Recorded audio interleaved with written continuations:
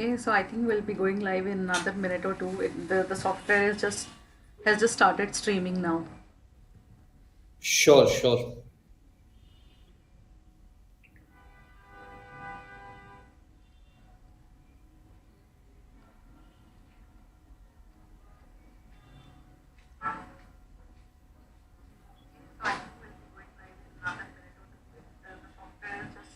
So we are live now. Thank you so much, Sure, Mr. sure. Rao, for being a part of this trailer session, to say so. Quite excited over this, and we have a lot to discuss. And I think sessions like these are really needed, considering the need of the hour that we are into. So, first of all, just give me 1 minute. Yeah. So first of all, I would like to ask you, is everything clear? Is it loud and clear? Yeah, yeah, absolutely. Am I loud and clear? Yes, yes, absolutely. Perfect. Okay. Give me a minute. Let me just adjust some settings.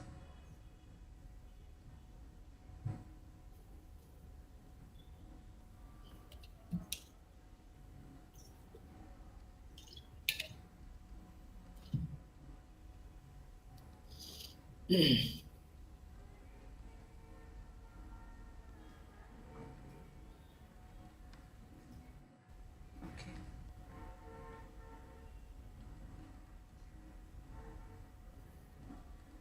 Okay, so first of all, I would like to welcome you towards this session and thank you for taking out the time. It was really needed, and I've been trying to touch base on this aspect since pretty long. So, thank you once again for this. So, I'll just give a brief about what our channel Abab Ki Bari is all about, and then would request you to please introduce yourself. So, Sure. Abab Ki Bari channel is all about digital literacy. It's all about making people educated, not in terms of the new recruitment that is happening across India, being it for a private sector or a government sector. Besides this, we also impart training to people on how they can be digitally literate when it comes to using softwares online, especially when it comes to using the day-to-day activity softwares, like for example the Paytm wallet or say Google wallet, and how to pay bills online, how to apply to different kind of jobs online. So this is how we are educating. Simultaneously, we would have a lot of activities planned when it comes to physical security, cyber security, and we are also bringing in some other courses which are planned in due course of time, but as of now we do not want to reveal it. So that's there. So yeah, if you could please introduce yourself and then we will get the trailer started. Fantastic. So, a very good evening, Meena, and a very good evening to everyone who's watching us live here. Well, this is a very, very interesting journey that we are starting today with this trailer, and I really hope that we can deliver the kind of value that we discussed that we would be delivering. Yeah. So, a brief intro about me. I am Chakradhari Rove. Um, Professionally, everyone calls me CR, and I go by the hashtag CR Speaks. And I am a protection and a counterterrorism professional. And professionally, right now, I'm consulting with a few companies, and also I am the India coordinator for my academy from Israel, which is ISA International Security Academy, Israel. So I'm the India coordinator for them. So yeah, that's a brief about me. Okay, that's really glad to know. So I would like to understand your journey in Meena, I can't hear you. yeah, sorry, I was on mute. So that's great. And one thing I wanted to understand, that once you've been into Israel and you've been doing that the training, so could you please just share some excerpts of those training, that how it went, and what were the difficulties that you faced during that time? Because I think I'm more excited, and I think people who would be watching right now and people who would be watching even later on, they would be quite interested to know that what exactly has it done. So I was, into life coaching before I turned security professional, and the shift happened because I was really, really interested in the domain ever since my childhood. but I never saw a way how, a civilian could get into the security domain professionally without possibly a military or a police background. But well, yeah, it's possible now. I'm an example here. And so civilians can get professionally into the hardcore security profile. And so this training was all about close protection and counterterrorism. Well, Israel, no need to describe what they are, how they are, and what made them who they are. They are the best when it comes to security and safety of man material space.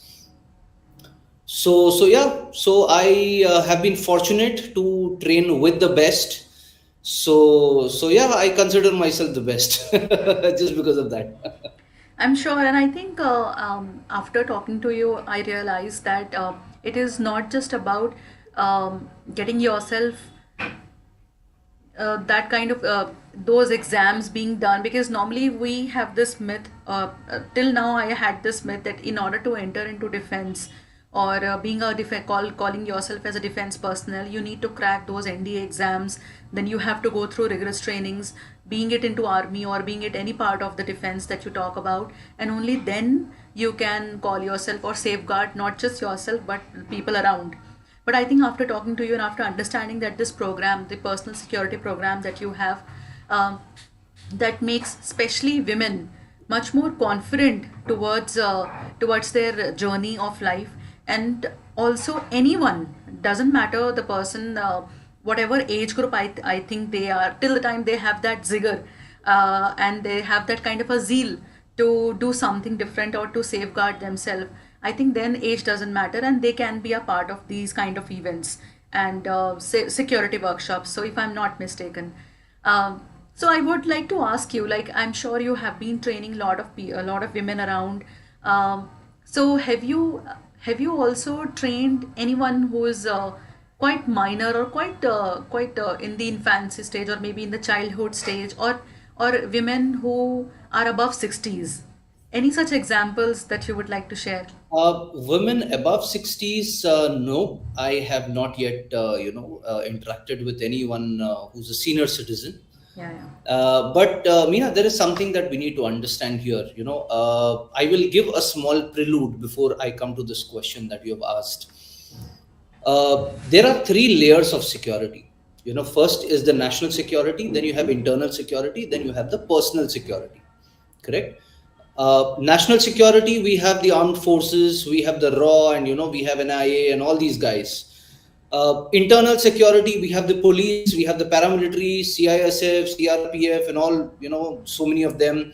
We have the intelligence wings, IB, and so on and so forth. Yeah. So that these guys, they take care of national security and internal security. Now, the most important thing that we fail to recognize and acknowledge is the third layer of security, which is personal security.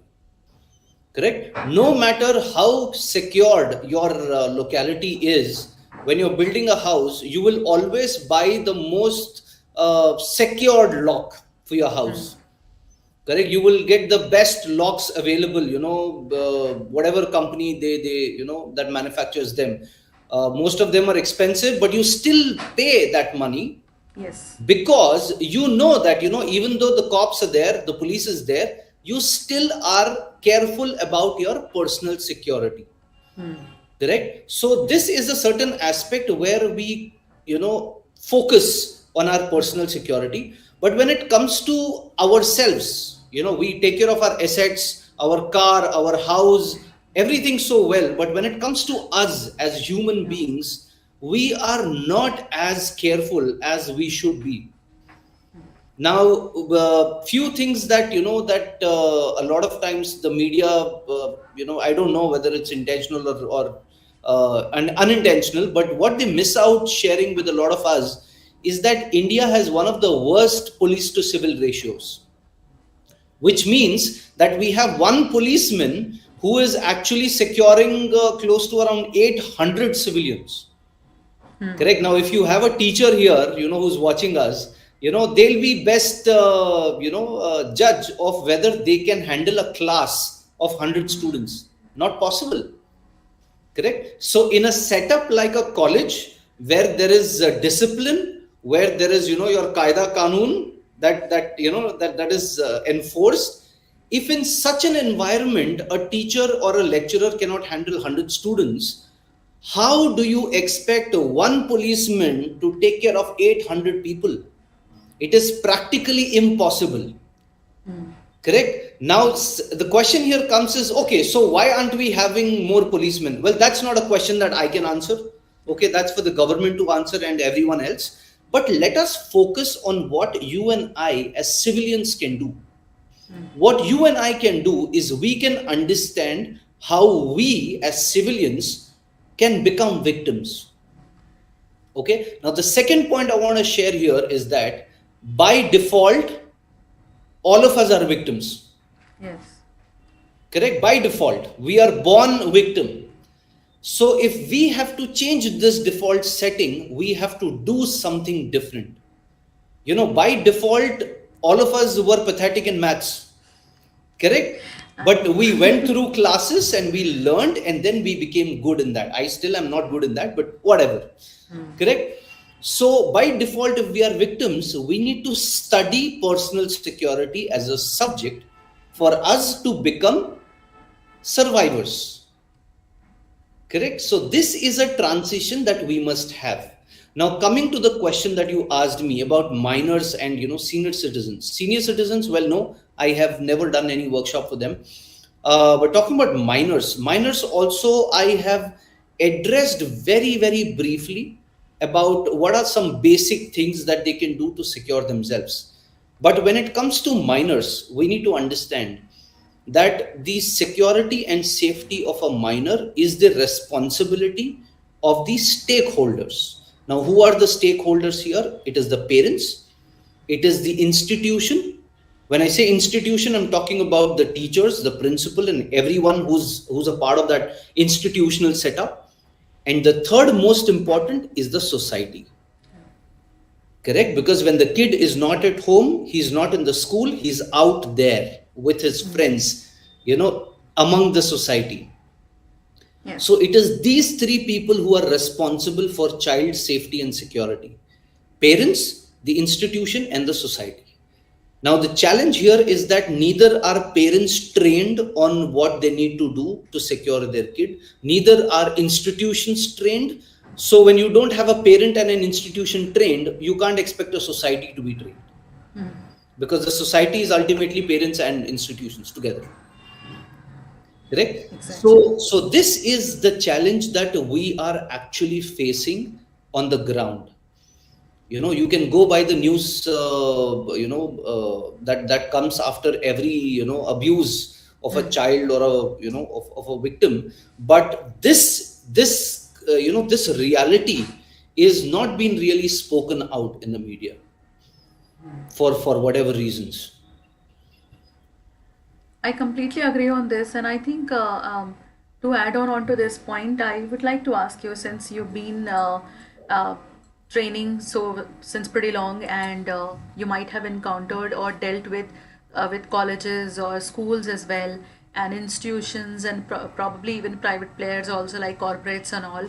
So, why do you think that there is um, a lack of these kind of trainings, especially if I talk about India, and that too, especially during the childhood uh, age, because I think that is a time when people should be made aware of all these kind of programs, so that not just the children but also their parents should also be aware, because even parents aren't aware about these kind of programs.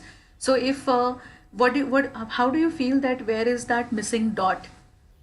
Well, I think the missing dot, Meena, here is that our mindset. Our mindset is our biggest, challenge. And when I say mindset, I'm talking about a specific, mindset that we have, which is denial. Correct. We are heavy into being denial. And when I say denial, let me give you an example. So when somebody talks to, when, okay, let me take my own example. So when I spoke to some parents, about why they need to have certain security and safety related training for their kids in schools, or why they as parents need something like that, their first response is that, "Arey yaar, it won't happen with my kid." Hmm. Yeah, right. Correct. So we are outrightly denying a possibility that something like this would happen. Okay. Now, a very simple example is that you see there are clouds in the sky, correct? But if somebody is telling you, why don't you carry an umbrella when you go out? And if you say that it's okay if it rains, I will not get wet, correct? You are just being in pure denial, correct? You are bound to become a victim of rain because you are seeing that there is crime everywhere. Okay, there have been enough cases where schools have been the ground of crime, school buses have been ground of crime, the society at large is a ground of crime. When you see so much of proof around you, what evidence do you have to back when you say that it won't happen with your child? What is the evidence that you have?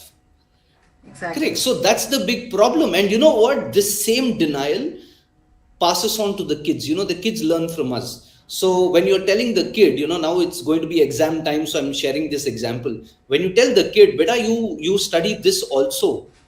What does the kid tell you? Nay, this will not come in the exam. Correct. So where are they learning from? Yeah, Correct. So exactly. they're learning it from us. So when Yes, we that's keep the. telling them that no, this will not happen, no, that will not happen. If there is proof, that supports your statement that why something will not happen, then yes, you have proof to suggest. But if you don't have proof, then you're just being outright denial.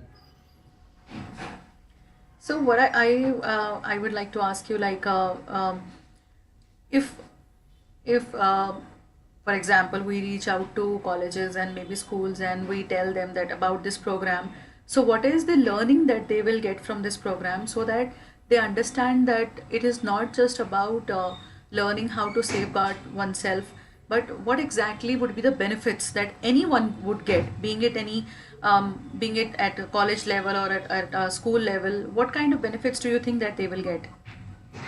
Okay, so basically the program that I do, or I share with my participants, it is helping them understand two things, primarily two things. There are other things also that complement the learning, but two major lessons. The first one is I help my participants understand their vulnerabilities. Okay, now when you go, or when I go to do a security audit for a, let's say, a office space, I look at the vulnerabilities. Okay, the grill is not there, correct, the lock is loose or the latch is loose, so these are the vulnerabilities that you watch for, correct, or there is nobody at the back door, or the back door is not sealed properly. These are vulnerabilities. Now, first is acknowledging that we have vulnerability. Second is doing something to counter it. Yes. Correct? Either you eliminate that vulnerability, either you take out the window and put a brick wall there, so the vulnerability does not exist. But if you want a window there, then you create a tactic or a tool or grill, which is a tool, and you forcify. Correct? You are fortifying your vulnerability into a strength. Correct. So this is the first lesson, understand your vulnerabilities, Yeah. accept them. Correct. Second is situational awareness. Once you understand your vulnerability, now understand what is it that an adversary or a criminal or an abuser is going to do to exploit that. Now, I know my back door is weak. Correct. I know my vulnerability. So now I need to understand how is somebody going to reach my back door to break it. Right. So once you understand these two things, it is practically impossible for anybody to become a victim. Exactly, and I completely agree that sometimes even like nowadays, what is happening, colleges, and even the corporates have started rolling out these kind of being safe, being secure kind of programs, that what are the alarming signals or what are the ways that you can protect yourself.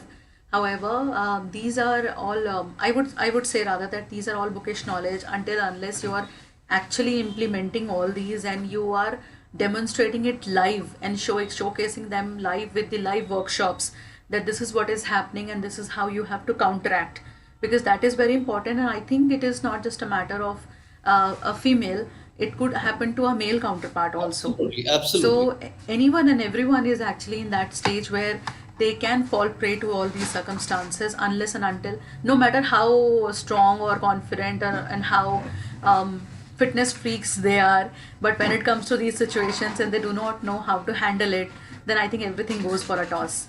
So True. yeah, so I'll just Now move the on. Yeah. funny thing, what is happening right now, what I have been seeing the last few years, is that every time there is a crime reported, or any incident that happens, there is a rush of people, of women, towards learning self defense.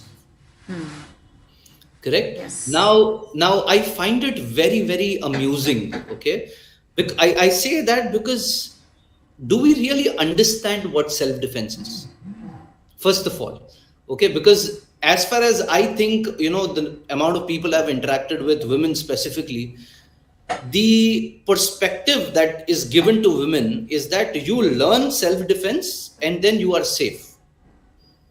Correct. Now a lot of things are not really told, upfront. Yeah. First and the most important thing about self defense is that it will only work when the criminal or the abuser is within striking distance. Correct. Now my hand is here. Correct. So this is like what, 3 feet, okay, let's say.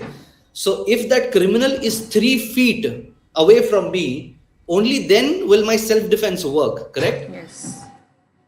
Now I can't punch somebody who's 6 feet away, or I Yes. can't kick somebody who's 10 feet away. Correct? True. Now my question here to all the ladies who feel that self-defense is their, savior: do you really want a criminal to get this close to you in the first place? You really want that to happen? I don't think so. Anyone would want to say yes to No, this. I don't want a criminal that close to me. I don't know about women, but I do not want a criminal close to, me at 3 feet distance. Correct. Even though I'm trained in unarmed combat, but I still don't want.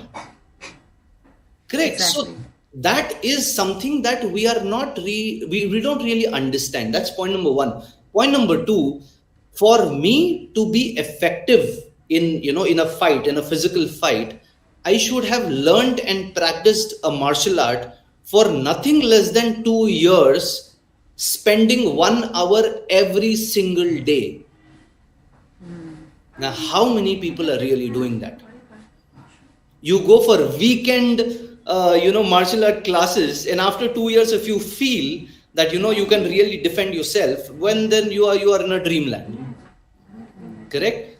Point number three: when you're learning martial art, correct, what clothes are you wearing? Are you wearing your pencil skirts? Are you wearing your stilettos? Are you wearing your tight jeans? No. You are not wearing anything that you would ordinarily wear outside. Right. Correct? So you are creating a comfort zone for yourself where you are going to learn martial art. Correct? You have padded floors, you are barefoot, correct? And possibly indoor, correct? Maybe some AC also if it's hot outside. Yeah, right. And the best part is you have a referee who's going to blow the whistle when you're getting hurt. My question is, where is the referee when a criminal is really attacking you? Yeah. Everything No. is, yeah. So basically, you're learning martial arts, which you think is going to protect you in a comfort zone.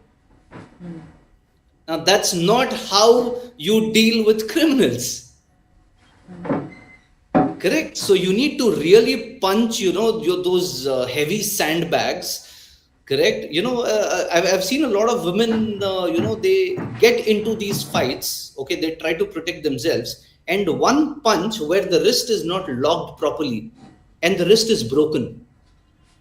Oh, I see.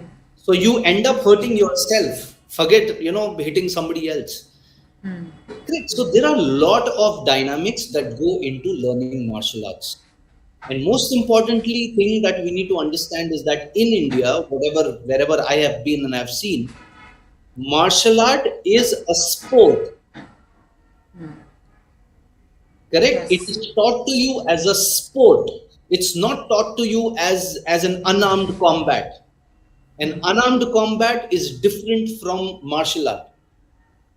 Yes. Very much. Correct? So these are two different things. So I think it's very important we all understand. And just imagine sending your kids to martial art classes. Correct? As adults, we cannot handle a martial art because it's all about aggression. Martial Yes. art is aggression. You get angry, you use your anger and your force to hurt somebody. Imagine teaching something like this to kids. Do they really understand what anger is? Do they really understand how much of anger is to be put behind your punch? How much it will hurt the opposite person? No, they don't understand all this. So my Exactly. question is, you teach martial arts, not a problem, but as a sport. Don't have unrealistic expectations from martial arts. Exactly. So I think that is there that we need to define these two as two different entities altogether, and not to mix personal safety and security with martial arts or with any other combat sports that we have. So that is one thing. Anything you are calling a sport, Meena, is not going to help you in real life. It is a sport. Okay, for sports there are certain rules that exist. Yes. For a street fight there are no rules. You Hmm. can't tell somebody you can't hit me below the belt. No, correct. So it's Exactly. two different things. Right. So now I would like to jump on to what exactly would we be because I'm sure there is a lot to discuss, and I think right now being a trailer, so let's just keep it that way. Otherwise, we will keep on speaking and it will take hours. Let's just keep it parked for 8th of March. So now I would like to ask you that what exactly a viewer can expect or learn from us on 8th of March when the real webinar would happen. Perfect. So I'm actually redesigning the entire program. Okay, I keep doing that. I keep revisiting my program, and based on current reality, what's happening around. So I keep updating the program. So this program is going to be about one, understanding what security really means. Okay, because it's the most used term, but we understand very little about it. Correct. So we will understand what security really means. Then we will understand what is personal security. Okay, and then there is this concept that I developed, which is called the personal security firewalls. Like how you have firewalls that protect you from cybercrime or a virus or any hacker. So I've designed something which will help my participants understand any virtual or any attack that is coming from outside. So they'll be able to tag it as an attack. They will be able to identify it. They will be able to mitigate that with more, efficiency. That is something that we will learn. And most importantly, I think what we'll be doing on the 8th workshop is that we'll be going through certain videos of crime that have been caught on camera, Oh, because I think the best place to learn how to secure oneself against criminal is by watching what criminals really do. yes, yes, Correct? absolutely. Just like how we answer previous year's question papers. पिछले साल का question paper हम लोग solve करते हैं, तो it is exactly like that. So when you watch a crime scene, when you see the criminal, assaulting somebody, it is going to be a little disturbing for women who can't handle, crime videos. But well, women, you will be stronger. Correct? It is a part of the program, and you have to see how how criminals are really victimizing you. Because if you're not going to learn from these videos, then it is just bookish knowledge. It's not going to help you on ground. Yeah, and one more thing, though the program is is focused majorly on female gender, but I think if on 8th of March, probably the other counterparts would also be attending. So, what can they learn, or what would be the takeaway for them from that 8th March session? See, I would suggest, if a woman is attending this workshop, she can have probably her spouse or her brother. Correct? You can have them, but I would honestly suggest that let this workshop be for you. Okay, and the reason why I say that is because I have dealt with cases where a woman's own brother has been abusive, own brother has been sexually abusive. So I will not put that onus of on the participants that they should have somebody with them. You first attend this, you understand yourself, you understand your vulnerabilities, you learn to deal with it, and then probably you need help, we are always there. Then we can pass it on and get your family to we can sensitize them Yeah. as a next step. Yes, and I'm sure. I think even if the male counterparts would also be watching, because this is not just for say females. This is also for males to understand that what are the chances or the percentage of their female counterparts being at risk. So Yes, even if they understand and they know about, after looking at the videos and the discussion that we will have, that this is what this is actually happening, and this has happened in the past, and probably the next version of whatever we have seen or watched, probably the next version would happen in the coming future. So how can you not just keep yourself or maybe your female counterparts, being it in any form, being it your sister, being it your wife, being it your mother, keep them at safe and simultaneously understand that the psyche behind what goes into this. correct, So correct. so I But think that is a different content. yeah. For the family, sensitizing a family is a different content. This particular program is specifically designed for women because I think it's very important they first understand, Yes, their vulnerabilities, and then we talk about the family. definitely. So I'm looking forward for the event. And as we are about to wrap up this trailer session now, any closure notes that you would like to give before we close this? Closure notes would be that, it's always stay alert. Okay, never think that it will not happen to you, Yeah. no matter how well trained you are. I mean, just look at the right from the SPG, the Special Protection Group, the guys who guard our Prime Minister, to the Black Cat Commandos, and all of these people. They are highly trained, they are highly weaponized, but still they are at high alert. Hmm. Correct? Why? Because they have been trained to never let their guard down. Hmm. So if they can be so alert and ready, and that is what is, if you actually see, that readiness is their deterrence. Hmm. Nobody messes with them because they know that they are always ready. Hmm.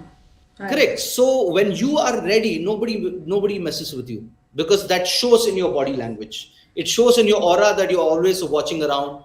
You are attentive. You don't have your earphones in your. You're not blocked your ears when you are walking on the road. Hmm. Correct. That's a very stupid thing to do if you ask me. You're blocking your hearing. Senses. So what if there is somebody crying out for help? You can't hear. Why? Because you're busy listening to some podcast, some music, or whatever stuff. So when you're in public place, know this. Let your senses be open to any threat that there is outside. I'm sure, and I think there goes in a lot of understanding and lot of awareness that we need to bring in, and sometimes these like just listening to the music or walking very casually on the road. Sometimes these are the very easy praise for these people, and they understand. Yes, you have got it right, and you have correctly said that through the body language, people do understand that how aware and confident and probably able to handle the situation this person would be. So that's definitely there. So yeah, we will look forward to discuss more on 8th of March. It will happen at Absolutely 2:30 looking p.m. forward. And I think then probably we can also discuss about the offline session that we can plan for anyone who would be interested to host for their school or college, or maybe for their um, corporate sector. So maybe for their company or for their employees, whosoever would be interested, then we can discuss more about the offline workshop that you do, so that they can also get a knowledge of that and how can they approach us further for this. Absolutely.